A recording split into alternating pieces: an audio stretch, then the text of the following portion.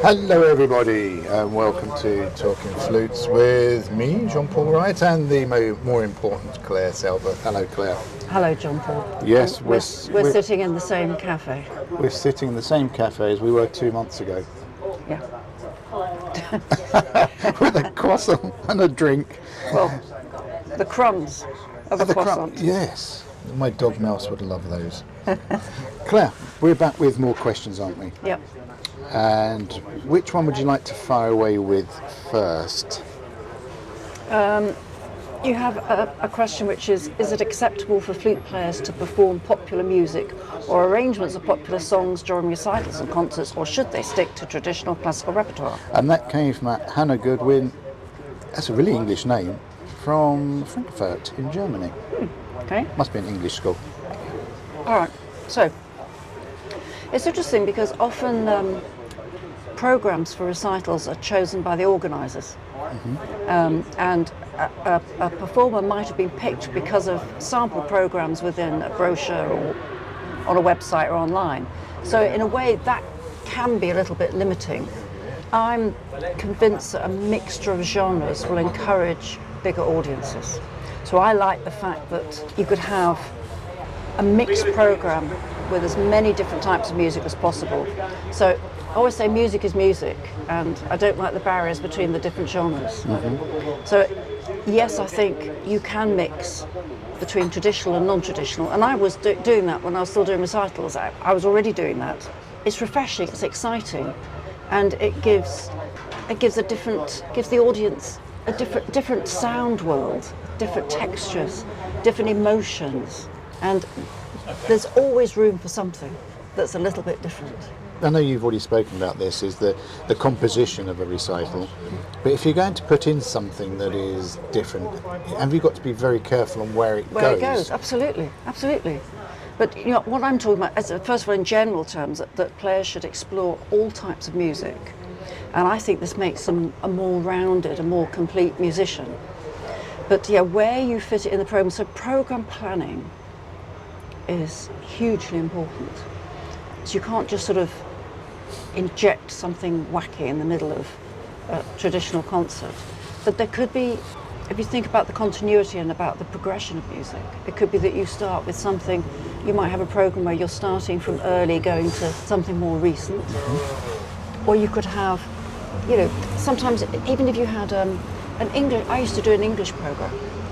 So with an English program, you've already got the chance to incorporate non-traditional music. You don't have to justify why you bring it in. You're doing an English program. And, you know, why not? If anyone's listening who's got to sort out a program for a concert, why not introduce it to your audience as a way of educate, not don't use the word educating, but educate your audience in terms of the music that's out there. How far down the pop route?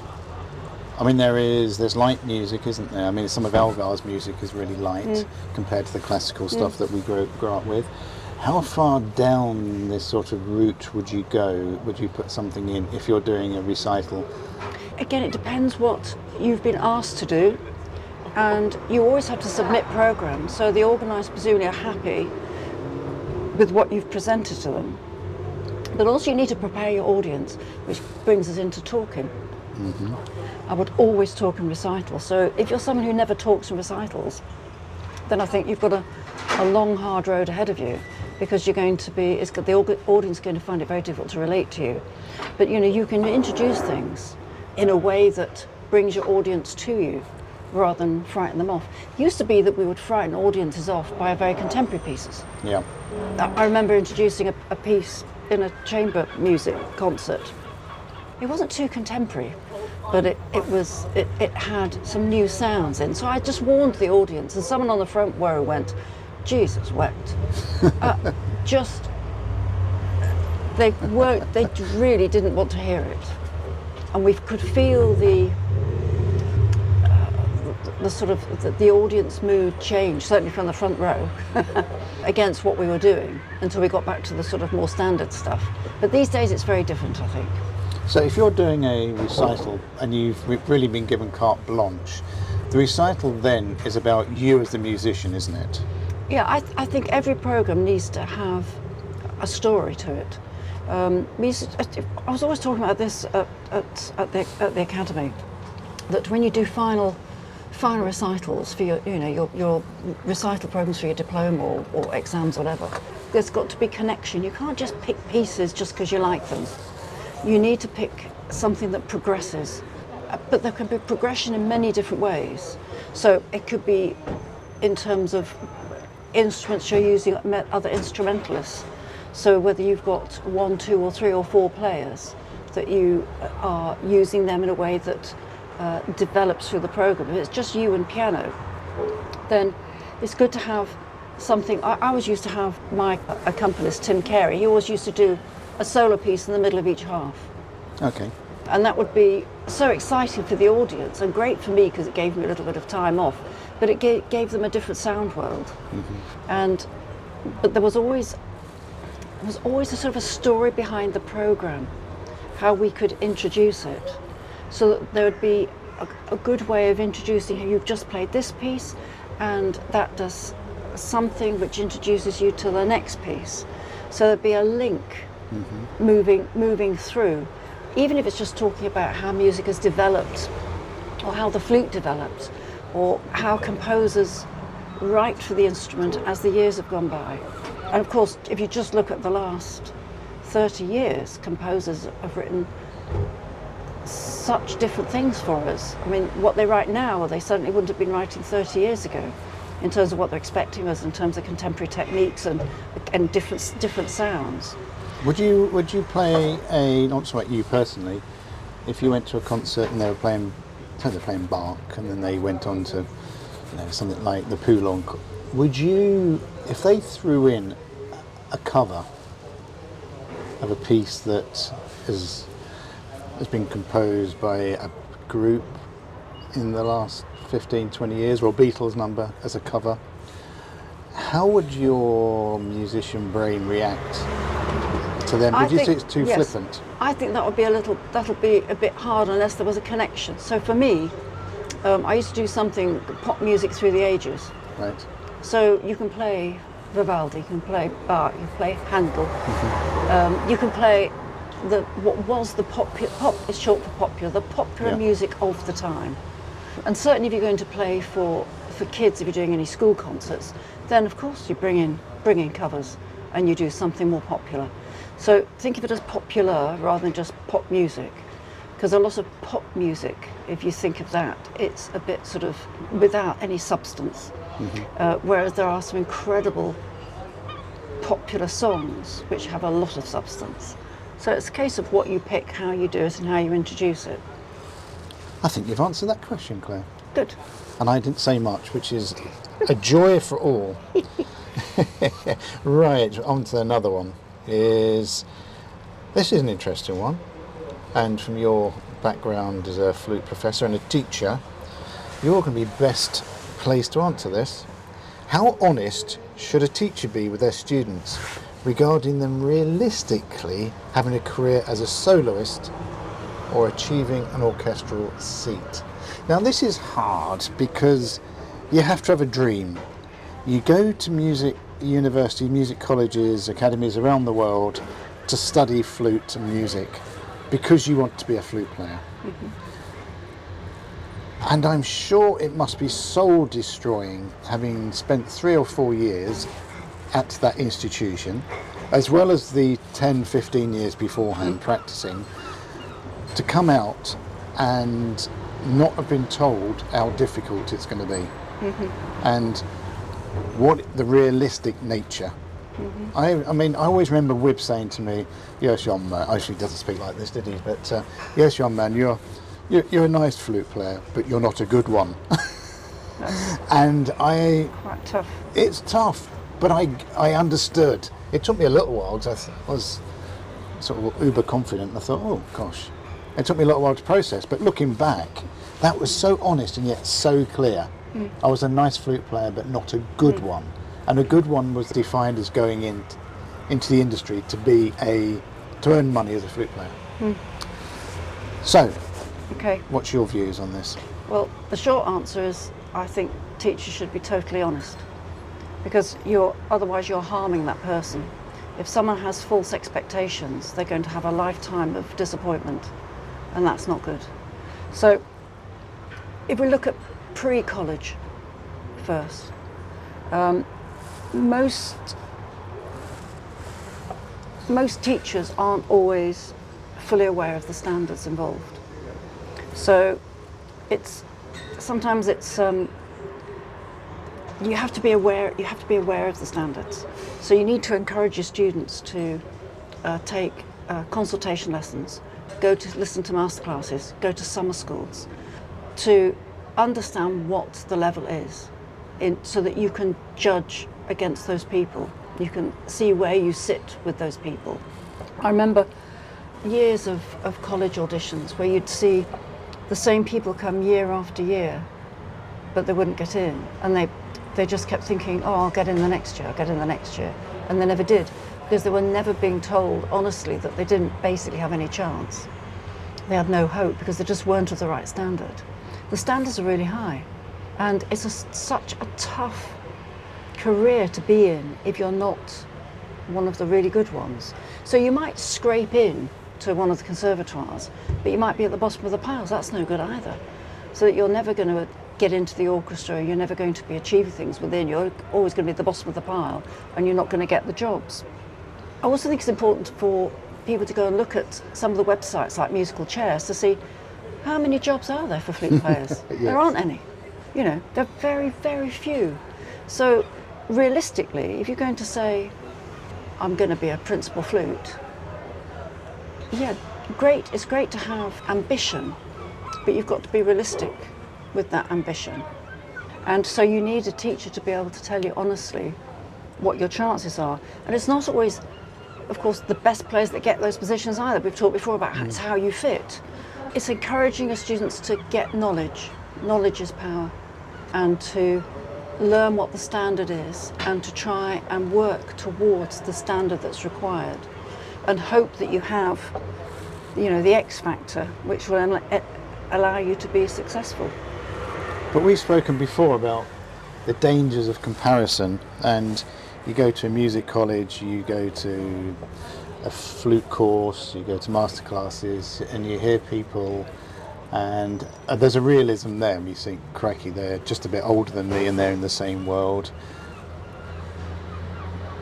But if you're comparing yourself with them, then you're doing yourself a disservice, because there's a comparison, isn't there?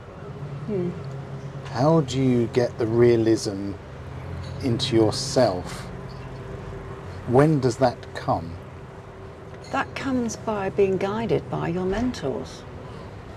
You know, so if we go to a conservatoire sort of setting, it's strange. When I was learning, we were just taught to be able to play the flute very well, and we played solo repertoire, which gave the impression that we were all aiming to be solo flute players, which was totally unrealistic.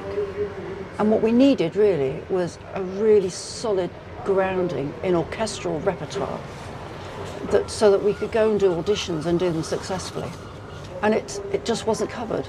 And also we didn't have any advice on how to create a career and how to manage your career and all the things that go into having, because it's your own business, you're creating your own business.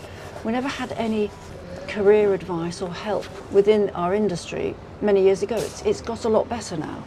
So I think it's a teacher's job, certainly at conservatoire level, to say that you are going to find it difficult to get a job or to make a career out of this in this way, and you need to think about other ways of being successful.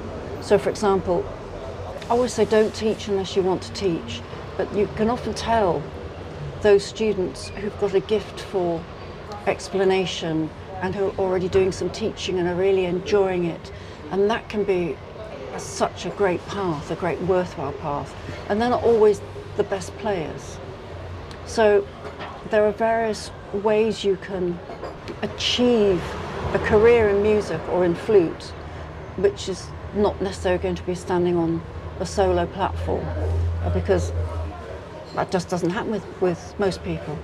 Can I just touch on something you mentioned, which could be the key actually, is that if every flute player or musician regards themselves, as you've just said, as a business, within that business is various different functions, isn't there? You've got to look after the money, so you've got the finance, you've got to be able to market yourself, so there's the marketing function, there's the sales function because you've got to be able to sell yourself, and then there's the performing function, and there's lots of little subdivisions after that. I think everybody goes to music college, music universities, and focuses on the performing. Whereas if they open themselves up to being this business, as you've said, once you begin to understand the finance, the marketing, the sales, and all the other sub-bits, suddenly other careers open up. Yes. I mean, there's orchestral management. You know, there's the business I'm in, which is the flute industry business. There is so many more areas that open themselves up if your focus is wider. And that then doesn't necessarily pigeonhole you, which potentially can lead you onto the road of disappointment. And I think early on in your student years, it's very easy to recognise those people who are going to succeed as a soloist and those people who definitely aren't going to. Can you tell? Yes. Those with that X factor and those who don't. So whereas in you hear about people that grow intellectually and suddenly from the age of something like 19 or 20 something kicks in, and from a very modest educational background suddenly they have a stratospheric rise because something's kicked in with them. With music you can tell from when they arrive at uni. Not necessarily when they arrive, but certainly within that first year you can tell those people who have got something to say. Because we're back now to sort of, it's about the music. Oh, it's always about the music, isn't it? About the music. So, you know, but the flute is just the instrument by which you're trying to develop that, send that message.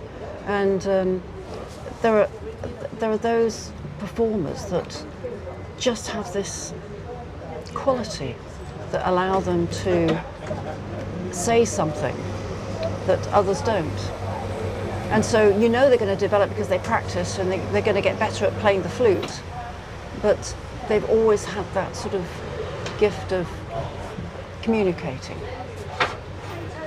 So how do you see the X Factor as a former prof and a principal flute and a soloist? Because you can't, it's almost impossible to describe. There's just something you get a feel, do you? It's a feel. You just gets you pulls you in. Oh, yeah. It's so difficult. It's so difficult to describe. When you hear it, you know it. You know it through the whole body. Yeah. Yes, absolutely. Some draws you in. It's like when you see an incredible actor or an incredible artist, you know, painter, you know, or singer, something that really just draws you in. And you find it when you watch these programs on television, like the X Factor or whatever they're called now, Pop Idol. You know immediately when someone's got something. And sometimes you have these singers that come along and they just belt out a song at full volume and the audience go wild, and you're thinking, actually no, that's just very loud singing. And they've got a quality in the voice that's nice, but that's not artistic, it's not musical, it's not doing anything. And then someone else comes along and there's such subtlety in what they do that you suddenly think, oh, hang on a minute, that's rather wonderful. It's not like a book, but for me the analogy is almost like a book, is that I can start a book, but I'm quite happy to put a book down if I'm not drawn in. Yeah, and there's some books that just you cannot put down, especially one I've just read, Lessons in Chemistry. If nobody's read it, you have to go and read it. It's fantastic. Lessons in Chemistry. No, it's wonderful. Nobody ever said that's a wonderful book. No, this is a wonderful book. It's fiction. Oh, okay. Yeah, no, I it's thought not a you chemistry book. No, it's a book called Lessons in Chemistry, and I just cannot remember the author's name. And it's won loads of awards. It's fantastic. Couldn't put it down. Started it, couldn't stop reading. Wow, Lessons in Chemistry. Yeah, Is it on Audible? yeah, I'm sure it is. Okay. It's everywhere. It's a top seller. It's fantastic. Well, you heard it here, folks. Yeah. You heard it here. So you see, that's got the X factor. You start it, you just can't stop reading. So there are flute players like that. You start to listen and you can't stop listening. Yeah, I'd like to be able to quantify that, what it is, but I do get that. If you put the name aside, and I know you said in the previous podcast that sometimes it's best just to close your eyes and then you feel and hear everything you want to feel and hear rather than visually looking. But yeah, you know straight away if you hear something special. Yeah. So, yeah, and there are a few out there, but there aren't tons. You know, there's just a few. That's why you don't get zillions of solo flute players. There just aren't that many good ones. No, it's true. It's true, actually, isn't it? Those that are just earning their living as a soloist. Gosh. It's because it's such a hard job. That's why you can't go to college thinking I'm going to be a soloist. It's just not going to happen. It's totally unrealistic. I mean, we used to get people auditioning and we'd say, you know, what are your aspirations? I want to be a solo flute player. Okay, what flute players have you heard? And probably the only one they could mention was James Galway. Have you been to any summer schools? No. Have you been to any concerts? No. You know, and you're thinking, you know, what recordings do you have at home that you might listen to? No, they don't know. And unrealistic expectations. Unrealistic expectations.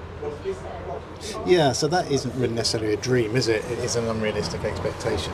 And that's where the old adage dream big, dream high is actually falls flat on its face, because you mentioned Pop Idol and X Factor. Simon Cowell always asks, you know, who told you to audition? Oh, my mum or my family say I've got a really good voice. Yeah. And he will say, well, that's the problem. Yeah. You haven't. But also, we find that, you know, there are some people that find they're escaping music, which is wonderful. I'm all in favour of that. But maybe because they're not so good at a lot of other things as well. Yeah. But that doesn't mean they're going to excel at music. You know, it's great to be an amateur, but not necessarily professional. You have to differentiate between the two. I like that. That's the perfect place to finish. Differentiate between an amateur, and there are some brilliant amateur flute players that play the flute and have other professional jobs. I know one very well regarded KC, King's Counsel, barrister in London, who's an excellent flute player and plays the flute. I mean, I hate him because he's so clever at everything. He just picks a flute up and think, no, please no. It still has a gorgeous tone. So you can do other things. Wonderful. Think about your son. He's a doctor. He can play the flute very well, if I can remember rightly. He plays the flute very well, yeah. Yeah. I should hate him as well. I dislike anyone that can do more things than me, which is probably 99% of you that's listening. Claire, thank you very much again. Thanks, Jean-Paul.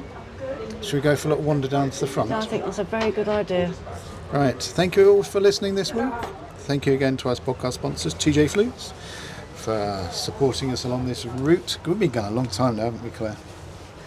A very long time. Over 6 years? 6 years, gosh. Wow. Yeah, 6 years.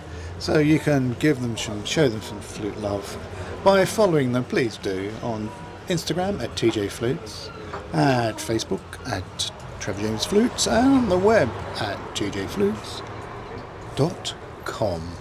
That's my late night DJ voice, FM DJ voice, at tjflutes.com. See you next time, everybody. Bye, Claire. Bye.